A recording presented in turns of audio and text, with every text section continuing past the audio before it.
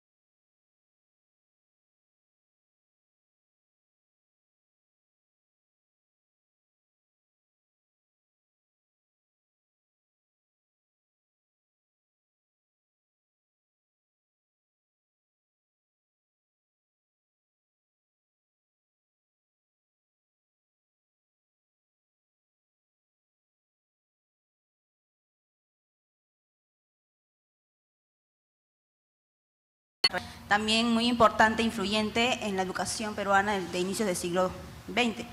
Y de otro educador, pero extranjero, McKnight, que también, bueno, existen algunas publicaciones donde lo mencionan y bueno, su influencia en la enseñanza peruana es importante. Ahora, esta primera revista, El Educador de los Niños, aparece en Puno, pero por problemas específicamente de McKnight, que fue trasladado a Lima, vuelve a publicarse, pero con el nombre de La Escuela Moderna. Ahora, el significado, el título, La Escuela Moderna, tiene que ver mucho con el ideal de educación que este educador, pagado por el Estado, porque extranjero, vino acá al Perú, tenía de la educación. Hasta ese momento el ambiente educativo, el contexto peruano sobre la educación era de alguna forma desastroso, ¿no? Existieron leyes que se promulgaron para el mejoramiento de la educación, 1902, 1903, 1905, pero ninguna de ellas tuvo el gran motor, el espíritu, ¿no?, por decirlo así, para la transformación de la educación. Bueno, en ese ambiente, en el Perú, nace la Escuela Moderna. Ahora, la Escuela Moderna, ese título también lo tiene en España. En España nace también la Escuela Moderna bajo su fundador, Francisco Ferrer y Guardia, pero no tiene ninguna vinculación directa con esta escuela, con esta revista en el Perú. Incluso cuando se forma esta revista, el primer número, en el primer número mencionan que ya alguien sabía de la existencia de una revista que tenía mucho tiempo, en España duró mucho más tiempo, pero en la editorial, el director, McKnight, dice que bueno, sí es cierto que existe otra revista en España, que aparezca una más en el Perú, o si aparecen más escuelas modernas, eso es beneficioso para la enseñanza y sobre todo para los profesores, porque justamente esta revista surgió, ¿por qué? Porque en el Perú se había formado la Escuela Normal de Varones en 1905 y bueno, a 1911 son pocos años y esa escuela normal no había tenido una enseñanza importante, no había tenido bueno, la formación que se le daba a los futuros maestros no era la más adecuada. Bueno, ¿cuál era la función de esta escuela moderna? La función que perseguía la escuela moderna era bueno, tenía una función física, social, económica y ética cultural. Los promotores de esta revista creían que una escuela democrática, una escuela que estuviera al servicio del pueblo, porque esta revista justamente fue para profesores que se dedicaban, ¿no?, que salían de las escuelas normales, que se iban a dedicar a ser maestros de colegios nacionales, fiscales, etcétera, ¿no? Entonces, una escuela que sirviera a los propósitos a los intereses del pueblo tendría que tener una función física. O sea, tendrían que educar para la salud y tenían que educar para la higiene, ¿no? Porque ellos decían, en uno de los artículos decían, de nada sirve que les enseñen, no sé, aritmética, lengua y aprendan varios conceptos, y obviamente unos conceptos de manera memorística, ¿no? Ellos también iban en contra de eso. De nada sirve todos esos conocimientos si no los saben aplicar. Aparte, de nada sirve esos conocimientos si aquellos niños de la sierra o, ¿no?, de alguna zona rural van a sus casas y no tienen o no saben cómo, no saben lavarse las manos, o no saben que tienen que lavarse las manos antes o después de tomar los alimentos. Cuando no tienen un sanitario, cuando no tienen un ambiente higiénico dentro de casa, ¿no?, etcétera. Entonces, se brindaba una escuela moderna, debería tener como una función física la educación en la higiene. También debería brindar la parte social, o sea, los estímulos necesarios para que se realice su función social en su triple aspecto moral, religioso y cívico. Las funciones de la ciudadanía requieren una preparación previa, la cual no debe llevarse a cabo por medio del aprendizaje formal y rutinario del texto o fórmulas morales, religiosas o políticas, huecas y vacías de sentido, sino merced a la adquisición de hábitos apropiados de moralidad y civismo. En cuanto al aspecto económico, creo que esa es la parte también muy, muy interesante de esta escuela moderna. La escuela moderna no como revista, sino la escuela moderna como ideal de la escuela pública que tenía que tener el Perú, ¿no? Es necesario, es imprescindible que la escuela le brinde también oportunidades para convertirse en un factor económico eficiente, capaz de bastarse a sí mismo y de conquistarse un puesto halagueño en el banquete de la vida.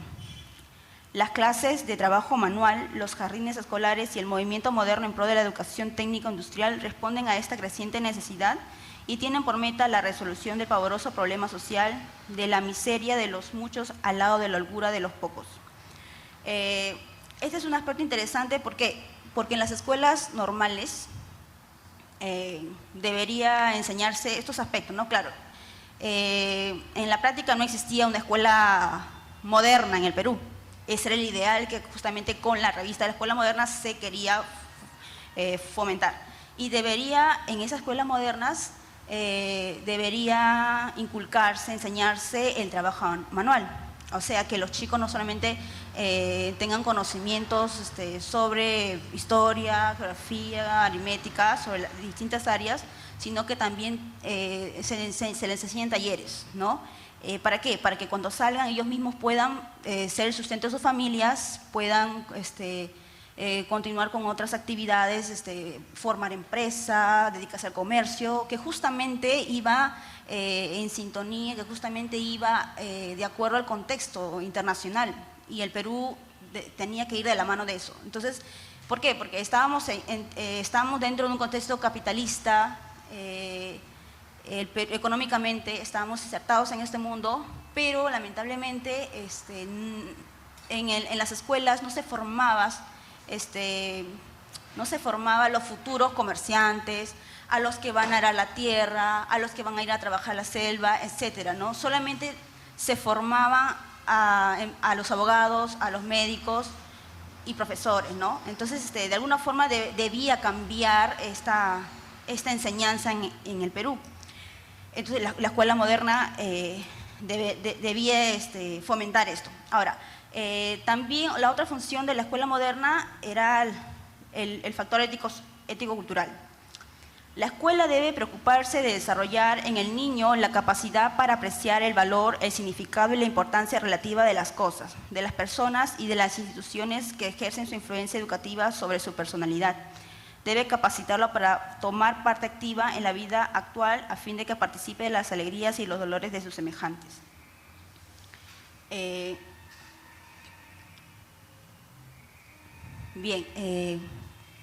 La escuela moderna tuvo 5 años y es tal vez, dentro de ese tiempo, dentro de ese contexto, una de las revistas que ha tenido mayor duración, ¿no? 5 años consecutivos que salían desde marzo a diciembre, el tiempo escolar, ¿no? Que estaba dedicado exclusivamente a que los profesores que salían de las escuelas normales se siguieran preparando, en su formación, porque no solamente tenían que terminar la carrera, que creo era de 3 años, sino que tenían que prepararse, tener conocimientos en diferentes aspectos, y la revista cumplía esa necesidad, o quería cubrir esa necesidad. Porque en el Perú también los libros que se publicaban en el extranjero sobre pedagogía, que eran millones, eran miles en Francia, en España, no llegaban al Perú, y el acceso para comprar, etcétera, también era otra dificultad, y los maestros que estaban mal pagados obviamente no podían comprar. Entonces, esta revista, ¿qué hacía? La revista tenía una editorial, ¿no?, donde escribían los directores. El director tenía contenido pedagógico, se escribían, los mismos profesores de la escuela normal colaboraban, escribían sobre diferentes aspectos de pedagogía, ¿no? Escribían sobre Montessori, escribían sobre Pestalozzi, que eran pedagógicos teóricos, ¿no? Entonces, de alguna forma se les acercaba a través de esa revista a los maestros para que pudieran empaparse de esos conocimientos que lamentablemente no podían comprar o adquirir en las tiendas o librerías de la época, ¿no? Entonces, de alguna forma sí aportaba en ese aspecto a la formación de los maestros. Otra parte que tiene esta revista es la sección práctica, ¿no? Y esta sección práctica, obviamente dedicada a los maestros también, era exclusivo para ellos, donde se les indicaba la forma como deben enseñar. Y esto es muy importante e interesante, porque los que nos dedicamos a la docencia, sabemos que en una clase tienes que preparar sesiones, ¿no? ¿Cómo empiezas al inicio? ¿Con qué material empiezas al inicio? ¿Cuánto tiempo va a durar esa sesión? El desarrollo de todo el tema también tiene un tiempo obviamente más prolongado. Entonces, todos esos detalles se colocaban en las sesiones prácticas, donde trataban un tema de ciencia, un tema de aritmética, y se les decía los pasos de cómo deben enseñarle a los estudiantes. Justamente porque estaban en contra de todo ese memorismo, ¿no? De darle los conocimientos que memoricen y tengan que dar al final un examen oral. Y bueno, de esa forma no se podían medir las habilidades de los alumnos, ¿no? Entonces, la idea también era preparar todas esas sesiones paso a paso. Entonces, a los maestros se les daba esas facilidades. También esa sección práctica contaba con cursos prácticos de hacer cestos, de hacer tejidos, de hacer canastas, ¿no? Para que los chicos, los estudiantes, cuando salgan se dediquen a esa actividad, ¿no? A hacerla mejor, a mejorarla y dedicarse como una actividad económica. Entonces, todo eso cubría la revista, ¿no? La revista tuvo ciertos problemas. Duró 5 años. A partir de 1914, 1915, hacia 1915, la revista, incluso el mismo material de la revista va cambiando. ¿Por qué? Porque los efectos de la Primera Guerra Mundial afecta al Perú. Y no lo había dicho antes, pero esta revista de alguna forma era financiada por el Estado. El Estado a través de la escuela normal. O sea, la escuela normal, esta revista de la escuela normal no se le puede entender sin la escuela normal de varones. La escuela normal de varones, donde justamente lo habían mandado como director a McKnight, con un presupuesto de la escuela normal, sale esa revista, ¿no? Entonces el Estado de alguna forma financia esa revista. Llega la Guerra Mundial, el Perú se ve afectado y obviamente ya no manda una partida considerable para para abastecer o sustentar esa revista. Y el presupuesto disminuye y la revista, prácticamente con ese presupuesto ya no podía salir la revista. No, era imposible que salga la revista. Pero de todas maneras, con los esfuerzos de los directores, de la gente, los mismos profesores que colaboraban escribiendo, los mismos profesores de la escuela normal escribían también, se continuó sacando la revista, pero el material, la hoja, el material es muy pobre, ¿no? Incluso los números también van disminuyendo, los artículos que se mandan, que se escriben, es menor, ¿no? Entonces, cumple su siglo hasta 1915, y en uno de esos artículos también se despide el director Magnay, ¿no? Y yo creo que todavía no conozco muy bien la biografía de este interesante educador, belga, si no me equivoco. Me parece que tiene que ver mucho la influencia del Estado acá, porque si bien es cierto, era financiado por el Estado, y en sus primeros números, en la mitad de los números, se dedicaba justamente, ¿no?, como le decía, a servir los intereses de los profesores, brindarles las secciones prácticas, conocimientos, artículos pedagógicos, de interesantes teóricos. Todavía en los primeros años no se veía esta crítica al Estado, de alguna forma. Era una crítica suave, ¿no? Pero aparece recién en los últimos años y critica incluso los planes, critica las leyes que se va a promulgar o que se propone hacer, critica el plan anual que no es adecuado, que se debe cambiar, ¿no? Critica que el Estado no puede cubrir todas las necesidades del Perú en el aspecto educativo, critica el memorismo, critica a los malos profesores, etcétera. Entonces, yo creo que también tiene que ver algo el Estado en ese aspecto, ¿no? En el despido de Magnay, porque Magnay termina su contrato y tiene que regresar a su país, ¿no? Y él dice que a pesar de la distancia voy a continuar de alguna manera con todo este proyecto, con toda esta idea de la escuela moderna. Bueno, eso es todo. Gracias.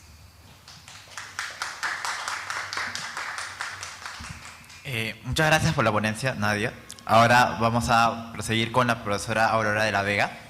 Ella es de la Pontificia Universidad Católica del Perú. Es licenciada en Educación por la misma universidad.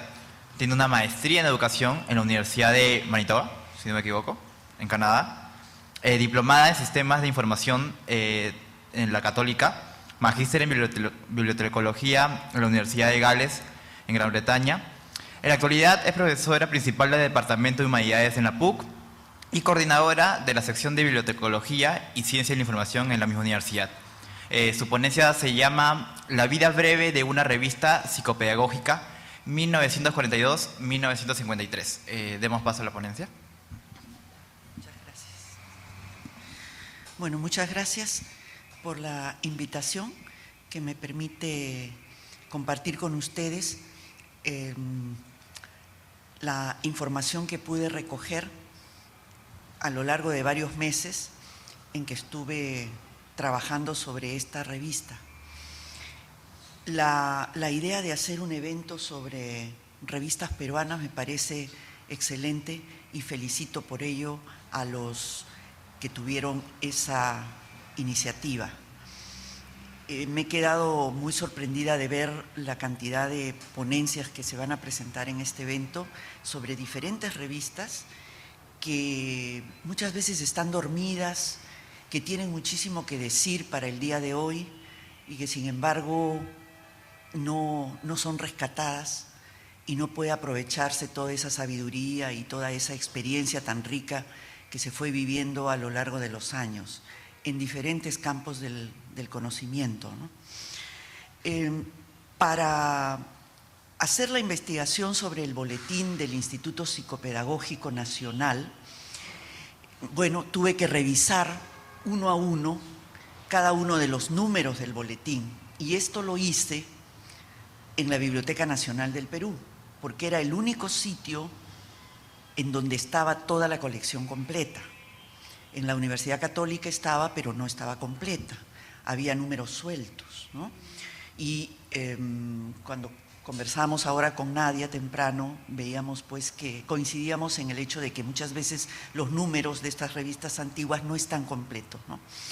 Bueno, entonces, para esta investigación consulté cada uno de los números, estuve en el archivo de San Marcos, en el archivo también del Ministerio de Educación, entrevisté a personas que todavía en ese momento, cuando estuve haciendo la investigación, vivían y que habían estado trabajando en el Instituto Psicopedagógico Nacional.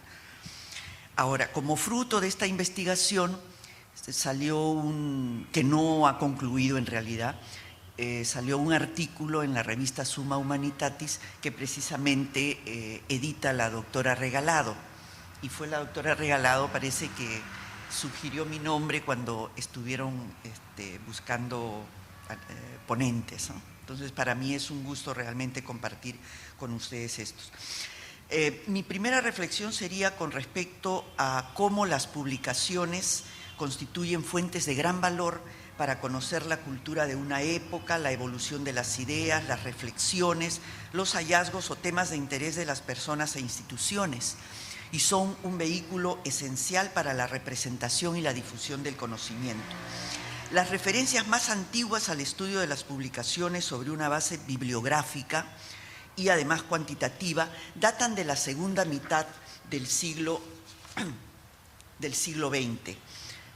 Unos autores, Nicolas y Ricci, mencionaron que en 1917 aparece una obra titulada Statistical Analysis of the Literature of Comparative Anatomy, ¿no? Es sobre revista científica, y que en el año al fútbol, ¿no? Que generalmente se le ha vinculado, sino más bien justamente demostrar un estudio del cual lo popular tiene su propia autonomía. En 1939, cuando este tipo de estudios alcance mayor trascendencia en la comunidad científica de la época. ¿Por qué? Porque en ese año el científico británico John Bernal, profesor de física de la Universidad de Londres, en su libro La función social de la ciencia, propone un nuevo campo de estudio, al cual llama ciencia de la ciencia, que abarca el estudio de la literatura científica a partir del análisis de la bibliografía. También el estudio de personas involucradas en las actividades de la ciencia. Años más tarde, un discípulo de este físico inglés, el doctor Derek de Sola Price, norteamericano, también historiador de la ciencia, escribe un libro que se llama Gran Ciencia, Pequeña Ciencia, en donde trata sobre la función de la literatura especializada, la evolución de las organizaciones científicas y los problemas relacionados con la sociología, la economía y la psicología de la ciencia. Bien, curiosamente, en Francia, un investigador del Centro Nacional de la Investigación Científica, un señor Soltowski, sostenía que el estudio de la bibliografía puede conducir al descubrimiento de ciclos de creación intelectual en la sociedad.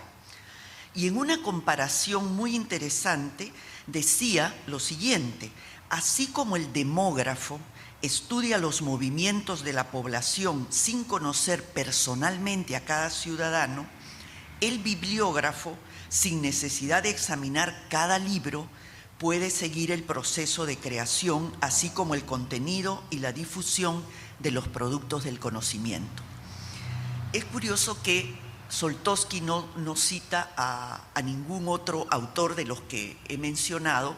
Parece que era una opinión aislada, pero muy interesante con respecto al valor que tiene el estudio de la publicación científica a partir del estudio bibliográfico, ¿no?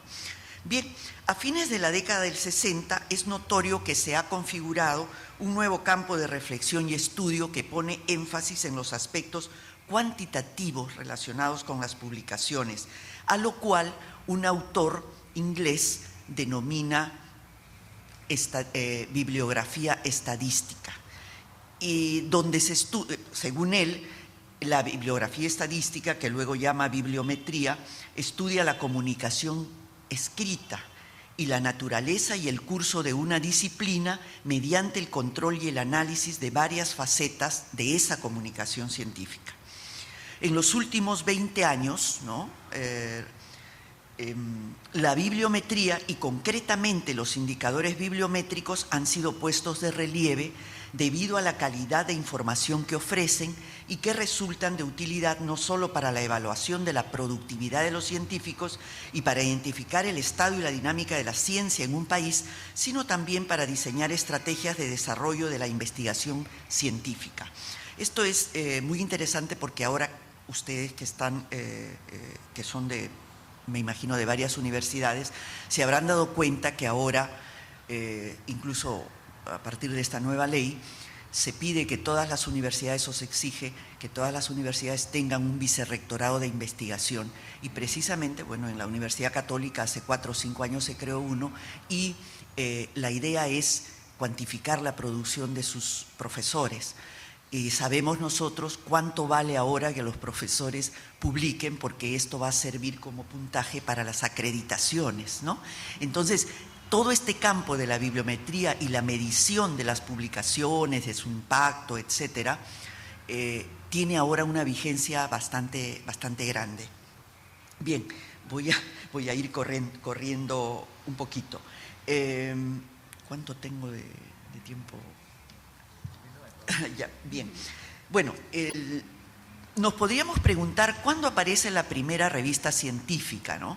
Y tenemos que se atribuye a un francés, Denis Desallo, la creación de la primera revista científica en enero de 1665, la cual se llamó, bueno, en francés, Le Journal des Savants, pero es la revista de los sabios. Ahora, no era una revista tipo revista académica, sino era una revista que permitía a los científicos de la época mantenerse informados.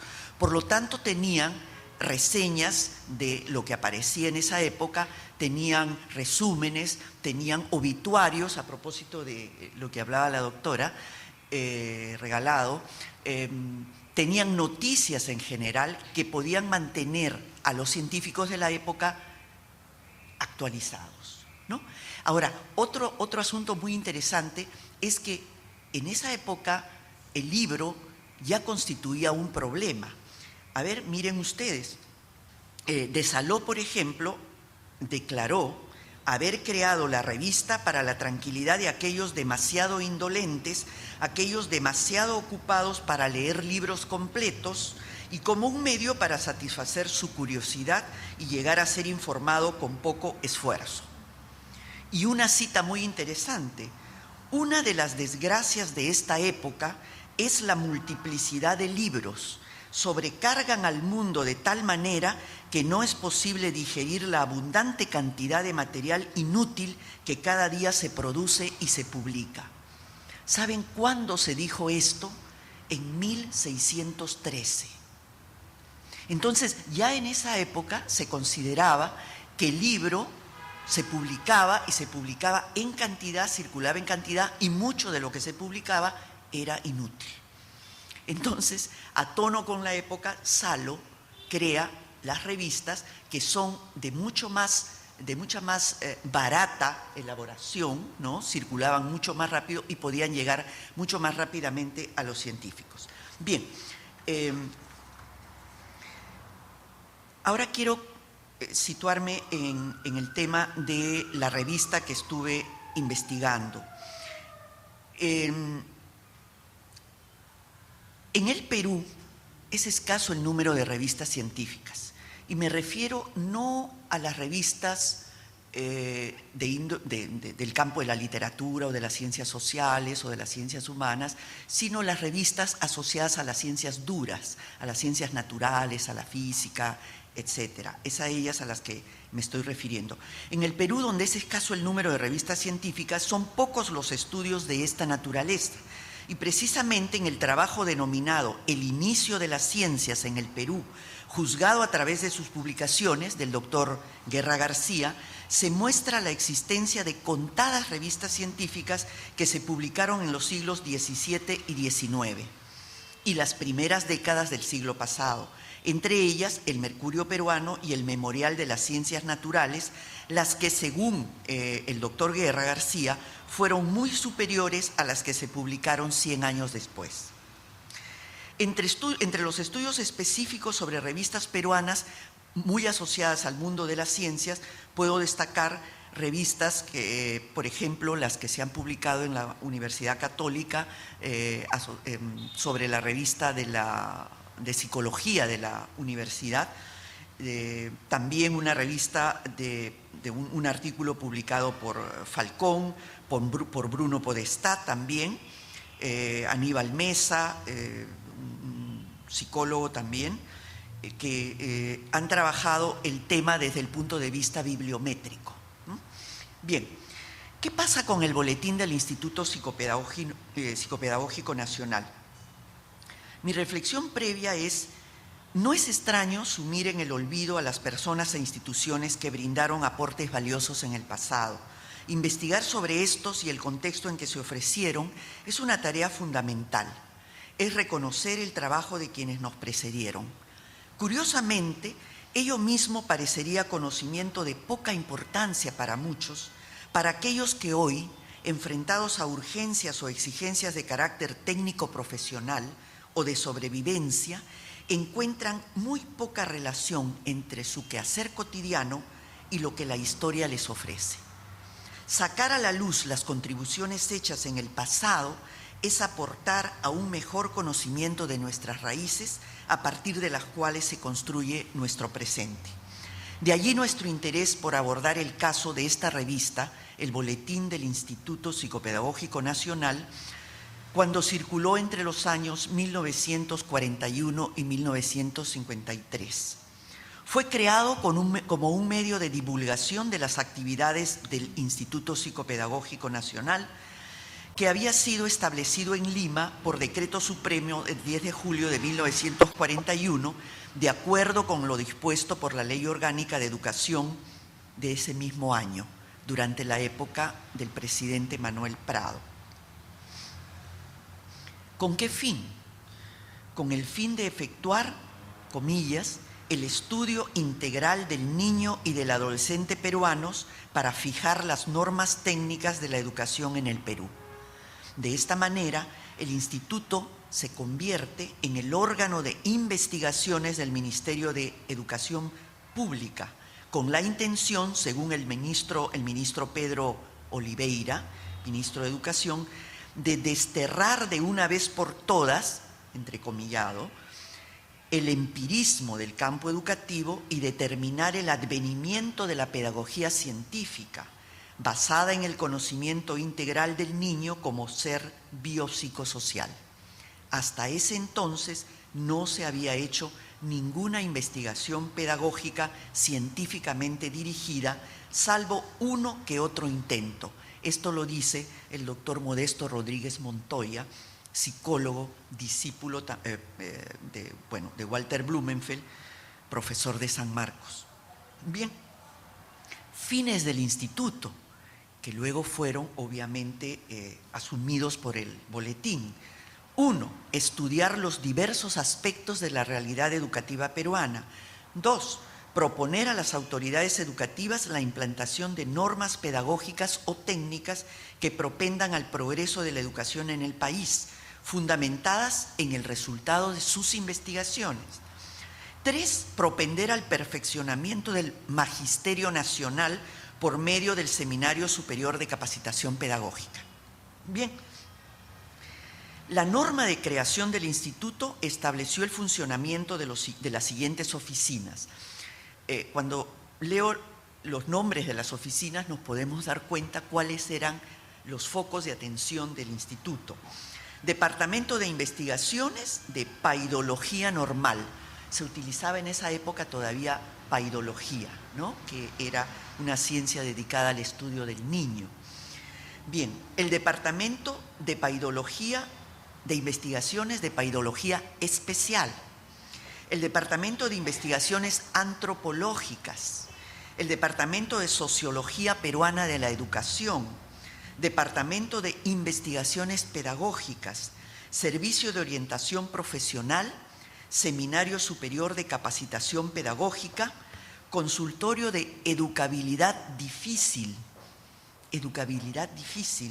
y Laboratorio de Psicopedagogía, ¿no? Entonces, estos nombres de los departamentos nos dan una idea de la cobertura de las investigaciones, el interés que tenían estos investigadores de cubrir todas estas áreas del conocimiento. Además, tenían, lo infaltable, una biblioteca especializada, un archivo científico y un laboratorio, ¿no? Un instituto bastante completo que dependía del Ministerio de Educación.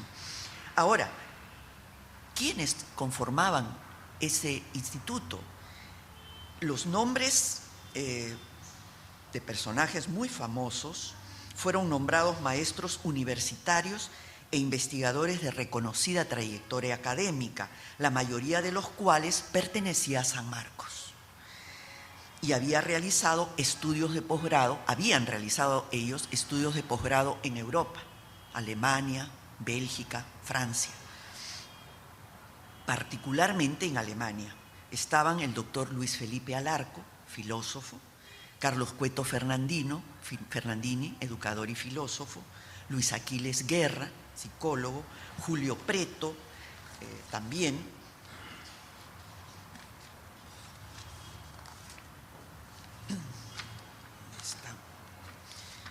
Enrique Solari Swain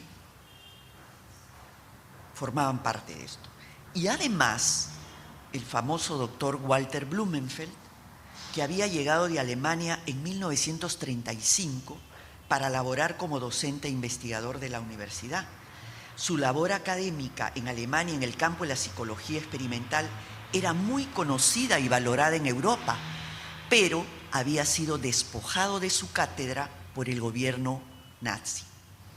Así como él, vinieron muchos otros alemanes y europeos a América, ¿no? El caso de los españoles, por ejemplo, luego de la guerra civil.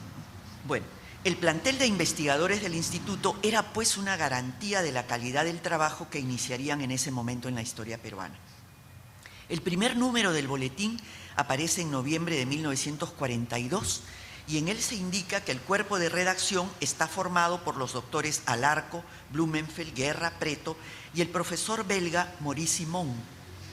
Desde 1943 hasta 1946 se publica un número anual y un suplemento en 1946.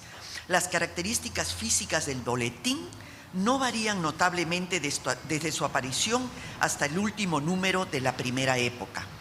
Cuando yo me refiero al boletín entre 1942 y 1953, me refiero a su primera época. Tuvo otra época, una segunda época a la que no me refiero, y esa segunda época vino después de un lapso de varios años. Bien, la publicación era enteramente financiada por el instituto, no poseía publicidad, no existía nota editorial, con excepción del primer número, que cuenta con una presentación en donde la redacción señala su reconocimiento al ministro de Educación, don Pedro Oliveira. Bien, el boletín no posee cartas al editor, ni reseñas de libros o anuncios de eventos. Solo aparecen los informes de las investigaciones, cada una de las cuales lleva, si es pertinente, gráficas, tablas, láminas o test estudiados y aplicados. El estilo, la redacción, la ortografía son impecables, lo cual denota, a nuestro entender, no solo el alto nivel de formación de los investigadores, sino también la seriedad en la elaboración de la publicación. Bien, aquí sí corro, ¿no? Bien, eminentes educadores y psicólogos como Bernd Reuter, Lorenzo Filo, Emilio Miray López, Presi, Terman, el de los tests, y otros enviaron su respaldo a la redacción del boletín. El doctor Reinaldo Alarcón, sanmarquino también, que todavía escribe, muy fecundo, muy entusiasta, es profesor en la Universidad Ricardo Palma, me parece, profesor emérito, afirma que es uno de los que más ha estudiado la psicología en el Perú y al al boletín, afirma Alarcón que las investigaciones publicadas en el boletín tuvieron una calurosa acogida en los círculos especializados del exterior, convirtiéndose en el vocero de la investigación psicopedagógica peruana. Bien, quiero ahora detenerme en cuáles son los temas que se trataron. En orden de prioridad: inteligencia, pedagogía del desarrollo, psicometría, pruebas psicológicas, orientación vocacional y antropometría. Otros temas que fueron tratados fueron adolescencia, ausentismo escolar, dibujo infantil y género. Un alto porcentaje de las investigaciones tienen especiales referencias a aspectos sociales de los educandos o del proceso educativo en general. Bien, pero ¿qué pasa luego con este instituto que fue, imagínense ustedes, las pruebas psicológicas se aplicaron a más de 9.000 niños, las pedagógicas a más de 6.000 niños y las mediciones antropológicas se aplicaron a más de 13.000 niños, lo cual da una idea aproximada de la envergadura del trabajo asumido. Esto lo indica el doctor Modesto Rodríguez Montoya, ¿no? Sin embargo, después de una etapa tan rica, tan fecunda, viene un problema, ¿no?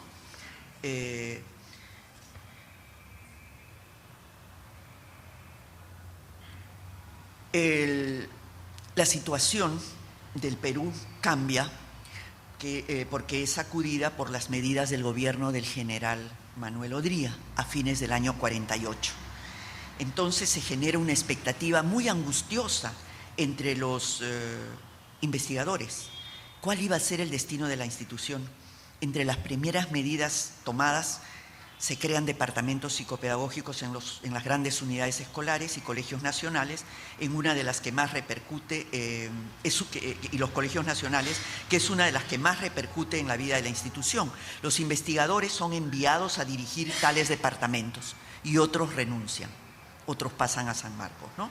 Se percibe que la existencia de una institución dedicada casi exclusivamente a la investigación no era compatible con la nueva política educativa del gobierno de Odría, que si bien encontró la rápida acogida de varios sectores de la población, no tenía entre sus prioridades a la investigación psicopedagógica, sino que puso el acento en las construcciones escolares, la capacitación de los maestros y la elaboración de los nuevos planes de estudio. Bien, el último número del boletín refleja ya la precariedad. Se publican 6 artículos y de allí 5 son de una misma autora. Entre ellos, el texto de una conferencia, la reproducción de un informe anteriormente publicado y artículos de divulgación. O sea, había caído realmente la calidad que tuvo en otra época, ¿no? Pero escuchen esta cita que aparece en el editorial de una revista, la revista de educación de la Universidad Católica. Después de 10 años de vida infecunda, ha terminado en 1952 la existencia del Instituto Psicopedagógico Nacional. En el Perú, sigue la cita, no se necesita hoy ni se necesitará nunca un instituto psicopedagógico. Es muy peligroso porque estimula la tendencia a la divagación, gran defecto de nuestra psicología, a pretender cosas de gran erudición y alta factura científica. Nuestro medio requiere simplemente de un instituto de investigación educacional que sin pretensiones de alta ciencia estudie concreta, científica y pedagógicamente los problemas educacionales. Entonces, esta fue la reacción de una gran parte del sector educación que se suponía tenía que apreciar las investigaciones, ¿no? Y con esto quiero terminar. Podríamos especular al respecto. ¿Qué pasó? Tenemos varias hipótesis. Uno, que la sociedad no estaba aún preparada para procesar, interpretar y usar los hallazgos que provenían de una élite científica de influencia europea. Que esta élite pudo haberse aislado de su base social, que nuevas corrientes educativas empezaban a circular en el ambiente con discursos orientados preferentemente a la práctica educativa, que el nivel de formación de los maestros, era incipiente y hacía imposible la aplicación correcta de las recomendaciones de las investigaciones que se hacían, y que había una carencia de mecanismos de socialización de la información generada por los investigadores. O sea, el boletín no llegó a calar en la sociedad peruana, lamentablemente, a pesar de la calidad de las personas, de la calidad de todo esto, ¿no?, de los artículos. Un trabajo sobre el comportamiento de las comunidades científicas en el Perú, hecho por Grade en 1984, dice que la lógica burocrática y administrativa inherente al funcionamiento del aparato estatal se contrapone abiertamente con la lógica flexible, creativa y de búsqueda sistemática de la verdad que caracterizaría a la investigación científica, ¿no? Entonces, la existencia de estas dos racionalidades contrapuestas y el hecho de que las decisiones de las más altas autoridades se enmarquen prioritariamente dentro del plano político y no científico o técnico, pueden estar entre los factores que explican las razones por las cuales el instituto no tuvo el impacto deseado. Sin embargo, si uno lee todavía los artículos, uno puede notar todavía la calidad de los mismos, y posiblemente muchos de ellos tengan para los psicólogos o los psicopedagogos todavía vigencia, ¿no? Y obviamente una vigencia muy grande para la historia de la psicología peruana. Discúlpenme más. Sí. Gracias. Bueno, agradecemos a la ponencia de la profesora Aurora de la Vega, y en sí agradecemos también a Naya López. Con eso terminamos la segunda mesa del segundo coloquio. Agradecemos su asistencia y los esperamos también mañana a las mesas de mañana. Ok, gracias. Gracias.